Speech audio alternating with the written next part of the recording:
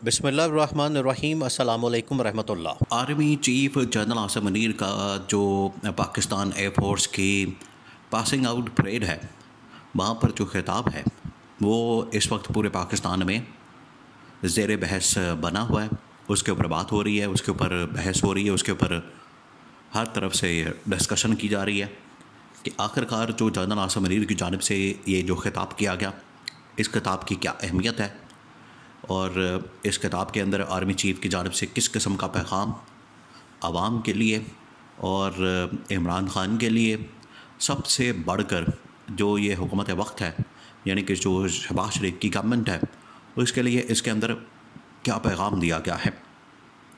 और पैगाम बड़ा कैटेगोरिकली दिया गया, बहुत कैटेगोरिकली, क्योंकि इनको अंदाज़ा नहीं था ये हुकूमत जो आई है कि लावा पक रहा है और हालात जो है वो तब्दील हो रहे हैं। इमरान ख़ान के हक़ में जो 8 फरवरी 2024 को वोट पड़ा, उसको आखिरकार पाकिस्तान के इस्टेब्लिशमेंट ने भी महसूस किया।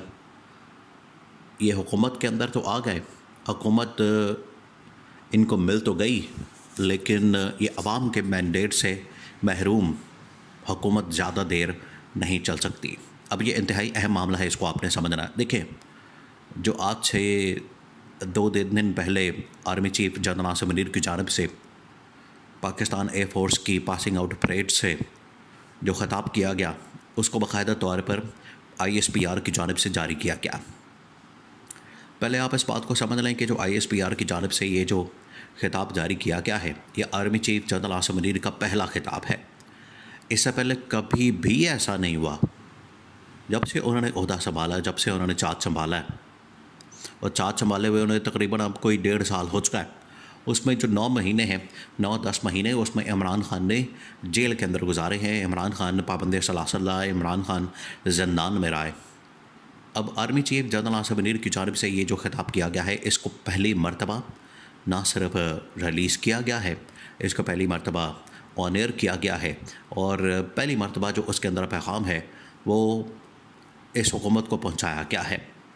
अब ये हुकूमत ने जो पिछले तकरीबन कोई 2 महीने से अपनी करतूतें दिखाई हैं, जो इन्होंने गंद घोला है, जो इन्होंने हरकतें की हैं, उसकी वजह से ये जो लावा है वो बड़ी देर से पक रहा था इस्टेब्लिशमेंट के अंदर। देखिए, ये लावा असल में पक रहा है पिछले 2 महीने से, जब से ये हुकूमत आई है, और उससे पहले निगरान, और उससे पहले PDM पार्ट 1। अब PDM पार्ट 1 और उसके बाद निगरान, और उसके बाद ये PDM पार्ट 2। आगाज़ होता है इमरान ख़ान के ख़िलाफ़ रजीम चेंज ऑपरेशन से। इमरान ख़ान की हुकूमत का तख्ता उल्टा जाता है, उसके बाद ये PDM पार्ट 1 आता है, उसके बाद निगरान हुकूमत आती है, उसके बाद ये PDM पार्ट 2 आता है।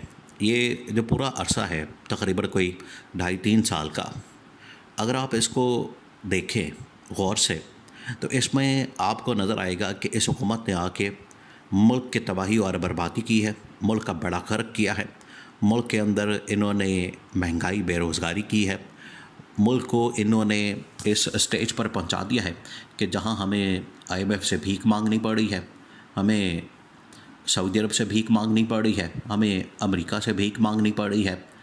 यानी कि कोई भी ऐसा मुल्क नहीं है जिससे हमें भीख ना मांगनी पड़ी हो। और हालात ये बन गए हैं कि साउथ अफ्रीका का एक छोटा सा मुल्क, छोटा सा गैम्बिया, जिसकी आबादी मेरे ख़्याल से कोई तकरीबन कोई 10 लाख के करीब है, यहाँ कोई छोटा सा महल्ला या छोटा सा कोई एरिया आप निकाल लें, एक छोटा सा जो लाहौर के अंदर तकरीबन कोई 9 टाउन है, वो इसमें से एक टाउन भी निकाल लें तो उसकी भी 20 लाख आबादी से ज़्यादा आबादी निकलेगी। तो वो एक छोटा सा मुल्क है गैम्बिया, जहाँ पर इसाक डार जो कि वज़ीर ख़ारजा है, वो जाने की ख्वाहिश रखते हैं और वहाँ पर इन्वेस्टमेंट की बात करना चाहते हैं उनके साथ, क्या पाकिस्तान में इन्वेस्टमेंट करें। जबकि वहाँ पर इतने बुरे हालात हैं कि वहाँ के जो 20 लाख में से आधे तकरीबन 10 लाख लोग जो हैं वो तो ख़ुद मुल्क छोड़ के चले गए हैं कि वहाँ पर इतने बुरे हालात हैं, रोज़गार की तलाश में लोग चले जाते हैं।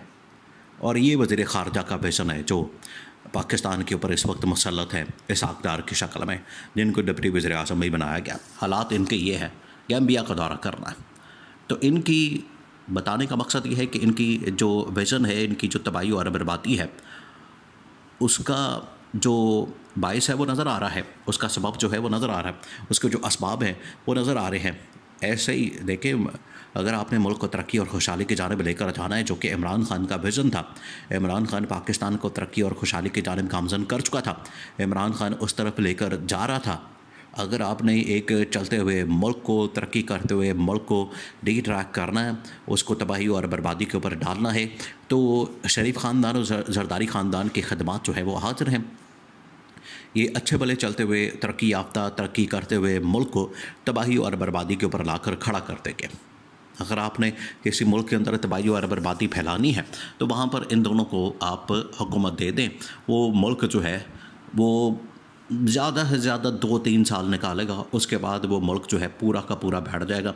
अगर ये अमेरिका के अंदर भी हुकूमत में आ जाएँ, ये शरीफ ख़ानदान और ज़रदारी ख़ानदान, तो आज जो अमेरिका सुपर पावर बना हुआ है, ये 2 साल बाद मांगने पर मजबूर ना हो पूरी दुनिया में, तो फिर कहें।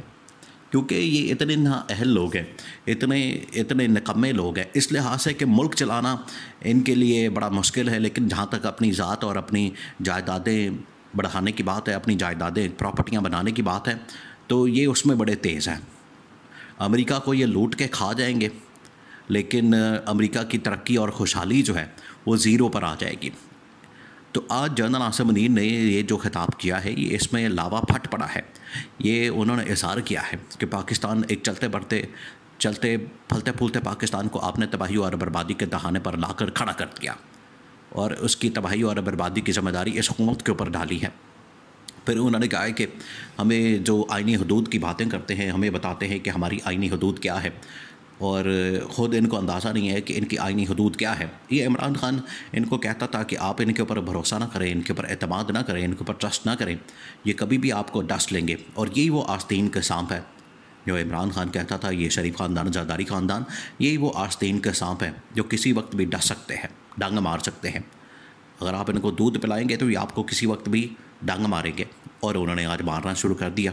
कभी राणा सनाउल्लाह के ज़रिए से हमला किया जाता है, कभी डिप्टी प्राइम मिनिस्टर जो इसहाक डार बना हुआ है, जिसको गैम्बिया से इन्वेस्टमेंट लानी है, सरमायाकारी गैम्बिया से लानी है। गैम्बिया शायद पाकिस्तानियों ने कभी नाम भी नहीं सुना होगा, और वहाँ जो बेचारे कुछ लोग रहते हैं वो ख़ुद अपनी ज़िंदगी से तंग है, वहाँ की इन्वेस्टमेंट लानी है पाकिस्तान में।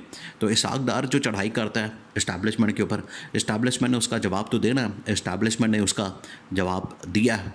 और आर्मी चीफ ने इनको बता दिया है कि हमें आइनी हदूद ना बताएं, आप अपनी आइनी हदूद में रहकर काम करें, आप अपनी आइनी हदूद में रहें, परफॉर्मेंस दिखाएं, कारकर्दगी दिखाएं। अगर कारकर्दगी नहीं दिखा सकते, आवाम को तरक्की और खुशहाली में नहीं ला सकते, पाकिस्तान को तरक्की और खुशहाली की जानिब गामज़न नहीं कर सकते, तो घर जाएं, यहाँ आपका कोई काम नहीं है।